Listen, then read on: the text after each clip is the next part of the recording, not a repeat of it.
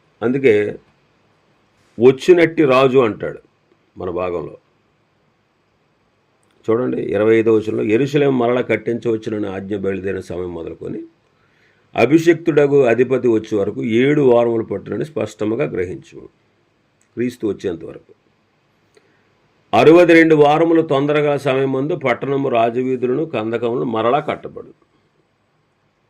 ఈ 62 వారములు జరిగిన పిమ్మట ఏమీ లేకుండా అభిషిక్తుడు నిర్మూలన చేయబడు. వచ్చినట్టి రాజు యొక్క ప్రజలు పవిత్ర పట్టణమును పరిశుద్ధ ఆలయమును నశింపచేయుదురు. వాని అంతము హఠాత్తుగా వచ్చును, మరియు యుద్ధ కాలాంతము వరకు నాశనము జరుగునని నిర్ణయింపబడెను. ఇక్కడ సంఘము ఎత్తబడిన తరువాత మిగిలిన ఒక్క వారం నెరవేరుతుందండి. ఇప్పటికి 69 వారాలు నెరవేరిని, యూదుల క్యాలెండర్ నిలిచిపోయింది. ఇప్పుడు సంఘయుగం జరుగుతూ ఉంది. ఇక్కడ వచ్చినట్టి రాజు అని మనం చదువుతున్నాం 26వ వచనంలో. ఆ వచ్చినట్టి రాజు ఎవడంటే క్రీస్తు విరోధి. ఆ ఒక్క వారంలో అంటే 7 సంవత్సరాల్లో వాడు బయటికి వచ్చి పని చేస్తాడు. ఆ ఒక్క వారాన్ని కూడా 2 సమాన భాగాలుగా చేయొచ్చు. 3.5 సంవత్సరాలు 3.5 సంవత్సరాలు. 3.5 సంవత్సరాలు శ్రమల కాలం, 3.5 సంవత్సరాలు మహాశ్రమల కాలం ఆ 7 సంవత్సరాల్లో ఉంటుంది. యెరూషలేము మరలా కట్టించవచ్చునని ఆజ్ఞ బయలుదేరింది క్రీస్తు పూర్వం 445 మార్చి 14న ఆ ఆజ్ఞ బయలుదేరింది. ప్రభువైన యేసుక్రీస్తు వారు మరణించింది క్రీస్తు శకం 31 ఏప్రిల్ 4. ఈ లెక్క ప్రకారంగా మనం చూస్తే 476 సంవత్సరాలు వస్తుంది. మరి మనకి సంవత్సరానికి 365 రోజులు, లీపు సంవత్సరం అయితే 366 రోజులు. అయితే ఇశ్రాయేల్ యొక్క సంవత్సరాల లెక్క ప్రతి సంవత్సరానికి వాళ్ళకి 360 రోజులు ఉంటాయి. కాబట్టి ఈ 360 రోజుల ప్రకారం మనం లెక్క పెడితే ఇశ్రాయేల్ సంవత్సరాల్లోకి మనం మారిస్తే 483 సంవత్సరాలు అవుతుంది. 483 సంవత్సరాలు. కాబట్టి యోధా జనుల కొరకైన దేవుని కాలము ఆ సంవత్సరాలన్నిటిలో జరుగుతూ వచ్చింది. యేసుక్రీస్తు ప్రభు సిలువ వేయబడిన సమయానికి 69 వారాలు, అంటే 69 వారాలు 69 × 7 ఇన్ని సంవత్సరాలు జరిగాయి అన్నమాట. యూదుల గడియార కాలం అప్పటి నుంచి నిలిచిపోయింది.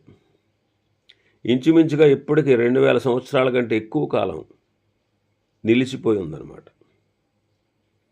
69వ వారం ముగిసినప్పటి నుండి, అంటే ప్రభువైన యేసుక్రీస్తు వారు సిలువ వేయబడిన తర్వాత నుండి దానియేలు యొక్క జనులు, అంటే యోధావారు, ఇశ్రాయేలీలు పరిశుద్ధ పట్టణానికి వేరుగా ఉంచబడి 2000 ఏండ్ల కంటే ఎక్కువగా గడిచిపోయింది. ఈ మధ్యకాలంలో సంఘయుగం ప్రారంభించబడింది. ఈ 20 శతాబ్దాలు కూడా దానియేలు యొక్క 70 వారాలు మాత్రం 70వ వారం మాత్రం లెక్కించబడలేదు.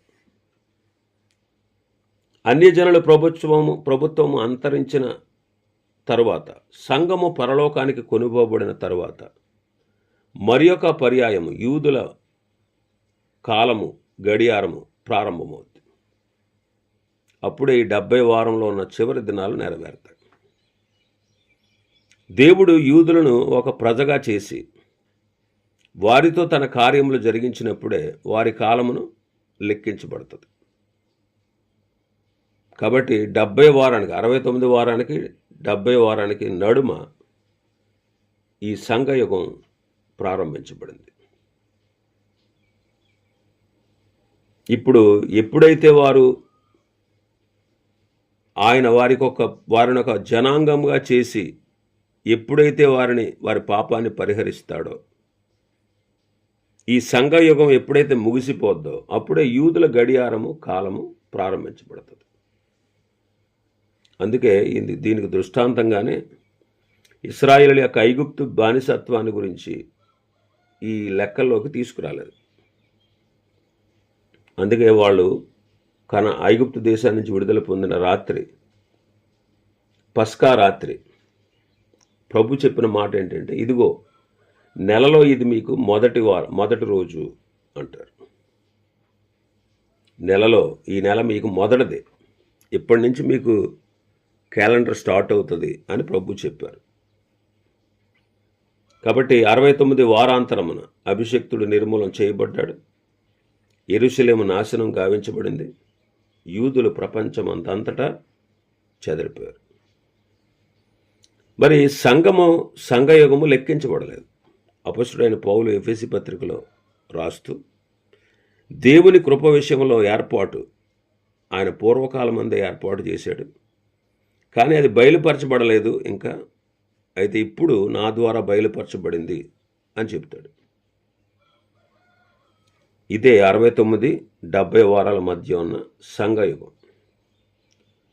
సంఘము అంతము అంటే ఎత్తబడిన తరువాత యేసుక్రీస్తు ప్రభు తన జనులైన ఇశ్రాయేలును పరిపాలించుటకు శరీర రీతిగా ఆయన భూలోకంలో ప్రత్యక్షమవుతాడు. రెండవ రాకడ పిమ్మట యోధా జనుల కాలము మరలా లెక్కించబడుతుంది. ఇలాగా ఈ ప్రవచనంలో ప్రతి అంశము నెరవేరుతుంది. కాబట్టి 69 వారములు వారములని ఇంతకుముందు మనం చూచినట్లు 70 వారములు కూడా సంవత్సరముల వారమేనని తెలుసుకోవాలి. అంటే రోజుకు ఒక సంవత్సరం చొప్పున, వారానికి 7 రోజులు కనుక వారము అంటే 7 సంవత్సరాలని తెలుస్తూ ఉంది. ఈ 70వ వారంలో జరగనున్న కార్యములు ఇక్కడ చెప్పబడ్డాయి. 26-27 వచనాలు ఒకసారి చదువుదాం. ఈ 62 వారములు జరిగిన పిమ్మట ఏమీ లేకుండా అభిషక్తుని నిర్మూలన చేయబడును. వచ్చినట్టు రాజు యొక్క ప్రజలు పవిత్ర పట్టణమును పరిశుద్ధ ఆలయమును నశింపచేయుదురు. వాని అంతము హఠాత్తుగా వచ్చును, మరియు యుద్ధ కాలాంతము వరకు నాశనము జరుగునని నిర్ణయింపబడును. అతడు ఒక వారం వరకు అనేకుల నిబంధనను స్థిరపరచును. అర్ధవారమునకు బలిని నైవేద్యమును నిలిపివేయును. హేయమైనది నిలిచి వరకు నాశనము చేయవాడు వచ్చును. నాశనము చేయవానికి రావాలని నిర్ణయించిన నాశనము ముగించు వరకు ఎలాగున జరుగును. అభిషిక్తుడు నిర్మూలన చేయబడిన పిమ్మట వచ్చినట్టి రాజు వాడు ప్రజల యొక్క పవిత్ర పట్టణాన్ని, పరిశుద్ధ స్థలాన్ని నాశనము చేయును అని మనం చూస్తున్నాం. క్రీస్తు శకం 70వ సంవత్సరం అందు టైటస్ అనే రాజు నాయకత్వంలో రోమియులు యెరూషలేమును, దాని పరిశుద్ధ స్థలాన్ని నాశనం చేశారు. అది చరిత్రలో మనం తెలుసుకుంటాం. వాడు వచ్చినట్టు రాజు కాదు. యెరూషలేము రోమీల చేత నాశనం చేయబడిననేది చరిత్రపరమైన అంశమే ఉంది. వచ్చినట్టి రాజు అంటే 7వ అధ్యాయంలో ఉన్నటువంటి చిన్న కొమ్ము, దానియేలు గ్రంథం 7వ అధ్యాయంలో ఉన్న చిన్న కొమ్ముకు సూచనగా ఉన్నాడు. 8వ అధ్యాయంలో, దానియేలు గ్రంథం 8వ అధ్యాయంలో క్రూర ముఖము గల రాజుగా ఉన్నాడు. అతడే పునరుద్ధరించబడతాడు. రోమా సామ్రాజ్యం మరలా బలాన్ని పుంజుకుంటుంది. 27వ వచనం ప్రకారం అతడు ఇశ్రాయేలీలలో 7 ఏండ్ల వరకు నిబంధన చేస్తాడు. అంటే వారు తన ఎడల రాజభక్తి కలిగి ఉంటే వారికి మత స్వాతంత్ర్యాన్ని ఇచ్చి వారిని కాపాడుతానని వాగ్దానం చేస్తాడు. వాళ్ళు మోసపోతారు.